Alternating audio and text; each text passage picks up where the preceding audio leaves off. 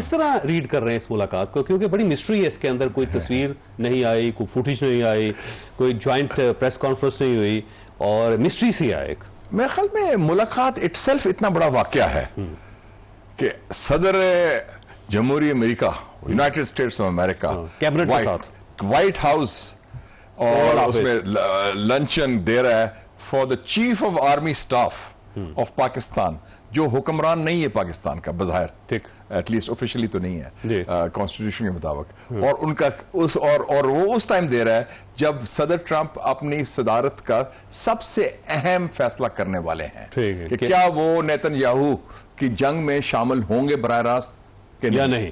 तो ये उस टाइम पर, और पाकिस्तान नेक्स्ट डोर नेबर, तो एक तो मैं समझता हूं कि जो रीडिंग जो है मैं रीड कर रहा हूं कि पाकिस्तान की एक जो कलीदी किरदार है, पाकिस्तान का जो स्ट्रेटेजिक अहमियत है, और पाकिस्तान ने जो नया मुकाम हासिल किया है हिंदुस्तान को शिकस्त देने के बाद, खासतौर पे पाकिस्तान की मिलिट्री लीडरशिप ने जिन्होंने डिसाइसिवली लीड किया था, तो ट्रंप जो है ना, he likes to be with the winners, ठीक है, नॉट द लूजर्स। सही उन्होंने कहा पाकिस्तानी कौम बड़ी जानदार कौम है यार, 25 करोड़ आबादी है, तो उन्होंने लम्बा पाता है इंडियंस सवा अरब लोगों को, ये कौन लोग हैं यार, बड़े दबंग लोग हैं, और थोड़े से पैसों के साथ, मतलब हमने अमेरिका से पैसा नहीं लिया, हमने अमेरिका से इमदाद भी नहीं ली, वो अमेरिका से भी ले रहे हैं, रूस से भी ले रहे हैं, इसराइल से भी ले रहे हैं, सबसे ले रहे हैं, और J-10 भी खरीद के ऑन पेमेंट लिए सारा। तो ये कौन लोग हैं और कौन सी लीडरशिप है, बड़ी दिमाग है और बड़ी, और कह दी आ जाओ पुत्रों मैदान अच्छा है, लंबा पा देंगे तो और पा भी दिया खासकर आर्मी। अच्छा, अगर प्रेस कॉन्फ्रेंस तो ये उसका जो नए जाविये से हमें देख रहा है, और हिंदुस्तान को उसने टरखा दिया टेलीफोन कॉल के बाद। उन्होंने कहा अच्छा जी और फिर क्या हाल है और सुनाओ, जो हमारे स्टाइल होता है कि फिर मुलाकात, उसको कोल्ड छोड़ दो, उन्होंने मुलाकात नहीं की, मुलाकात नहीं की, Modi went all the way. आज आप स्टोरी पढ़ लें, इकोनॉमिस्ट की स्टोरी आई है, president Trump ditches Modi, Modi गया था वो मुलाकात करने के लिए, वो जो शिकायत लगानी हमारे खिलाफ लगा रही थी ना, शिकायत जो बाकी लोग लगाते रहे हैं 20 जगह जाके, उसमें लगानी थी मोदी। उनका मैं टाइम नहीं, मैं वापस जा रहा हूँ, हाँ टेलीफोन कॉल कर लेते हैं, और टरखा दिया उसमें कि आप आए तशरीफ लाएंगे, गपशप मारेंगे, देखी जाएगी। और इधर आपने 2.5 घंटे का लंच कर दिया, एक्सक्लूसिव प्राइवेट, और मतलब है कि, और वो उसने बाद में बड़ी तारीफ की कि आई एम ऑनर्ड, मेरे लिए बड़ा एजाज है, अमेरिकन प्रेसिडेंट कह रहा है कि मैंने field marshal, he is the most influential person, और उसने बराबरी का मुकाम दिया कि एक मोदी जो नाम निहाद जमहूरियत का वजीर आजम है और पाकिस्तान का आर्मी चीफ, कि दोनों बड़े जबरदस्त लीडर हैं, फैसले कर, फिर दोनों मुल्क बड़े जबरदस्त लीडर हैं, आई लव पाकिस्तान, फिर और कश्मीर कॉज जिंदा कर दिया, तो वो तो हिंदुस्तान में तो सफाई मातम है इसका चौधरी साहब, वो तो पूरा स्टेट ऑफ मॉर्निंग है। लेकिन जो हमारी पॉलिटिकल लीडरशिप है वो तो मेरा ख्याल है बिल्कुल फारिग हो गई, साइड लाइन हो गई बिल्कुल। पॉलिटिकल लीडरशिप पहले कहां थी, वो इंस्टॉल थी, वो फॉर्म 47 से आपने इंस्टॉल की है एक ऑर्डर के साथ, उनको उनकी हैसियत उनको भी मालूम है, दुनिया को भी मालूम है, तो उनकी वो बात छोड़े, political leadership is neither here, leadership ना कहना आप, वो तो मुलाजमीन है, सियासी मुलाजमीन। आपके पुराने दोस्त हैं, थोड़ी सी बात करें आप। नहीं मैं सबकी बात कर रहा हूँ, सारी पॉलिटिकल क्लास है ना जी, वो तो सारे, और सारी पॉलिटिकल क्लास ने एक्सेप्ट कर लिया है that the road to Islamabad lies through Rawalpindi. ठीक है, अच्छा सर ये फरमाइएगा, जो प्रेस टॉक हुई ना डोनाल्ड ट्रंप की, उसके अंदर दो चीज़ों का इजहार किया उन्होंने। एक तो उन्होंने ये कहा कि जो ईरान का इशू है वो जनरल आसिम मुनीर हमसे ज़्यादा, यानी मुझसे ज़्यादा बेहतर समझता है उसको, एक चीज़ जो है ना ये बड़ी इंपॉर्टेंट है। दूसरा उसने कहा कि ही एग्रीड विद मी कि अब ट्रंप का जो व्यू है वो पूरी दुनिया के सामने है, तो इसको कैसे डिसाइफर करेंगे आप इन दो फिक्रों को? मैं समझता हूं कि पहली बात तो है कि जब मुलाकात से पहले मुझे कुछ दोस्तों ने मीडिया के पूछा था कल, मैंने कहा था 3 आईज विल बी डिस्कस्ड। 3 आई क्या है? ईरान, इजराइल, इंडिया, ये फोकस होगा। ठीक, कुछ लोगों ने कहा कि शायद नहीं होगा, वो इंडिया का होगा, पहले मीटिंग सेट हुई, मैं कहा नहीं, this is the key thing. उसमें देखे ना, बेसिकली मैंने ये भी कहा था कि वो general field marshal Asim Munir से ब्रीफिंग लेगा। आप बताएं, तुम जानते हो वो पंजाबी टाइप खुला डुला स्टाइल है, थापड़ी मारने वाला, होर फिर की हाल है और सुनाओ। उन्होंने कहा कि आप बताएं कि क्या होगा, ईरान में क्या कैपेसिटी है लड़ने की, क्या ईरानियों को आप जानते हैं, क्या हमें भी करना चाहिए, वो पूछा होगा उससे जरूर, what should be my policy also, मैं हम कूदें या ना कूदें। और मैं जनरल आसिम मुनीर ने बड़ा अच्छा बयान दिया एक दिन पहले, उन्होंने कहा कि जी ये हम मजम्मत करते हैं जहारियत का, हम ईरान के साथ हैं और हम चाहते हैं अमेरिका वही किरदार अदा करे जंगबंदी का जो उन्होंने किया था, जो इंडिया और पाकिस्तान। तो एग्रीड विद मी का मैं जो इंटरप्रिटेशन है, दो उसकी है। एक Iran should not have the nuclear bomb, ठीक, वो ईरान खुद भी कह चुका है, ठीक, उसमें कंसेंसस है ईरान के अंदर भी और दुनिया में भी, तो उसमें उसने एग्री किया। और दूसरा उसने जो कहा है, अग्रीड का मतलब है कि वो चाहते हैं कि सेटलमेंट हो, डील हो जाए। क्योंकि अमेरिका बार बार कह रहा है सेटलमेंट, दो चीजें कह रहे हैं ना, एक तो ना बम ना बनाए और डील हो जाए, डील कह ले, सेटलमेंट कह ले, तस्वीर कह ले, जो भी कह ले, तो उस हवाले से उसने कहा ही एग्रीड।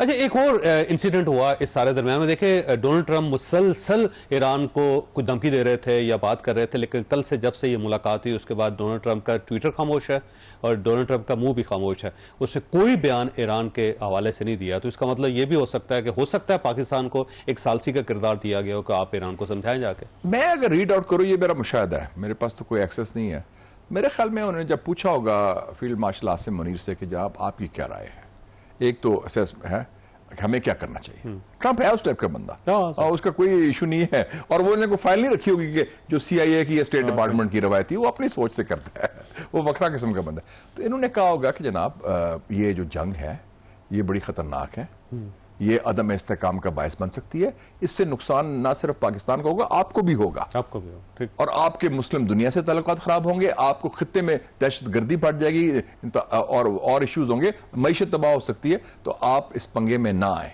एक तो ये जरूर कहा होगा। दूसरा मेरा ख्याल है कि ट्रंप कोई बैद नहीं, ट्रंप ने हाथ पकड़ के फील्ड मार्शल का सुलह कराओ, why don't you talk to the Iranians? They are your friends. Talk to the military, talk to the mullahs, जो उनका स्टाइल है। उनको कहें यार हाथ हौला रखें, वहां से डील कर लें, वो बच हो जाएगा। मेरे ख्याल में ये बात उन्होंने इनफॉर्मली, मुझे भी ये लगता है चांस इसी की ये मेरे मुशाहिदा ख्याल है। ये क्या है, देखो ना, इतनी, वरना तो 1 घंटे का लंच था, वो 2.5 घंटे तक कैसे पहुंच गया?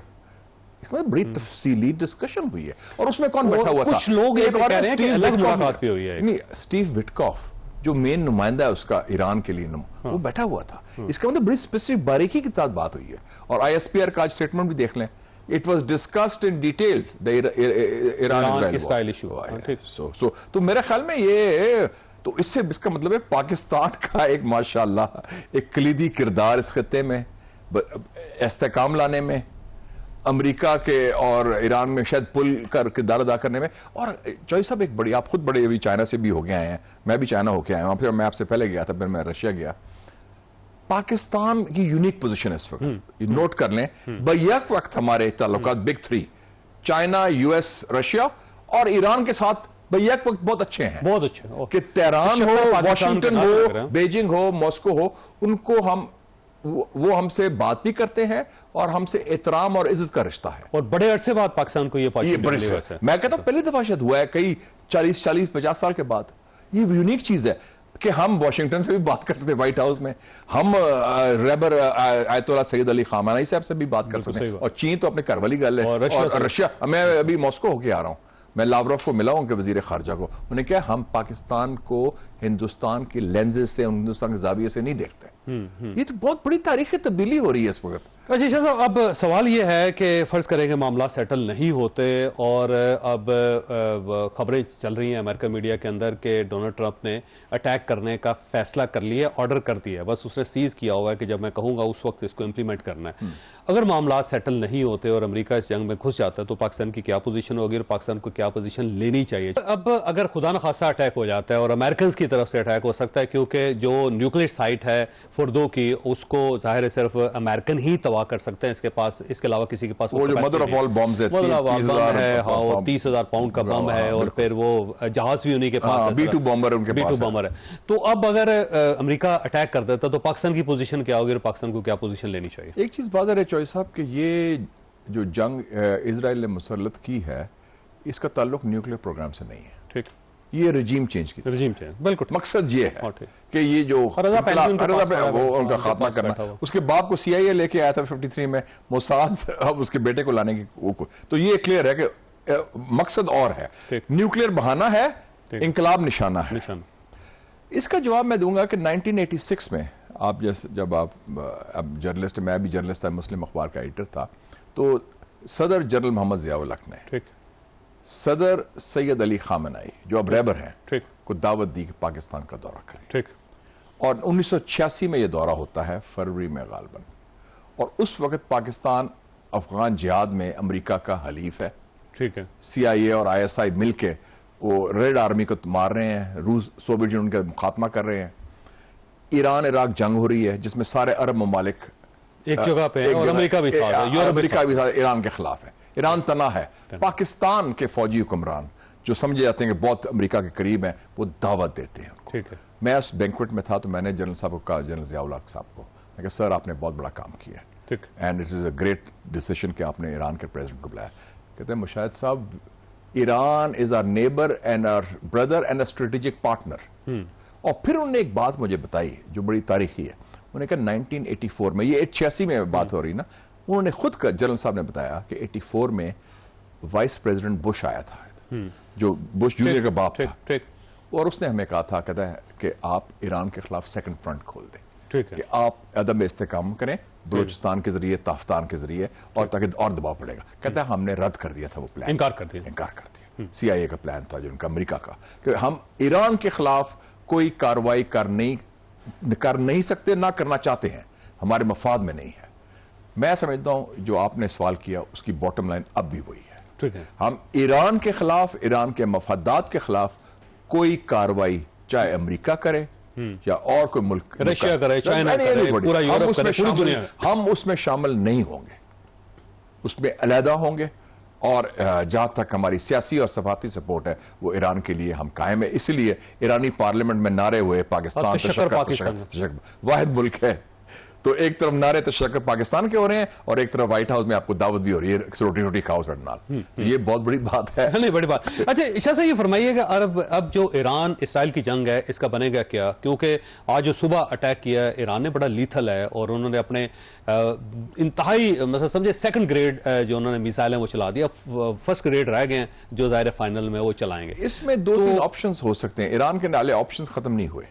एक तो ईरान ने सरेंडर नहीं करना, वो they will fight till the death. आपका ख्याल ये है कि सरेंडर नहीं करेगा? सरेंडर नहीं करेगा। अगर वो खुदा ना खास्ता रजीम चेंज भी नहीं होगा, रजीम चेंज भी नहीं होगी। रजीम चेंज के लिए उनको फौज भेजनी पड़ेगी क्योंकि वो उनकी इंट्रेंच्ड है रेवोल्यूशनरी गार्ड्स, और अगर खुदा ना खास्ता वो शहीद भी कर देते हैं रहबर को, वो उनकी नई क़यादत वो तैयार, वो 86 साल के हैं, कैंसर के मरीज भी हैं, उनको परवाह नहीं, वो 24 घंटे में नहीं क़यादत आ जाए। वो आ जाए एग्जैक्टली।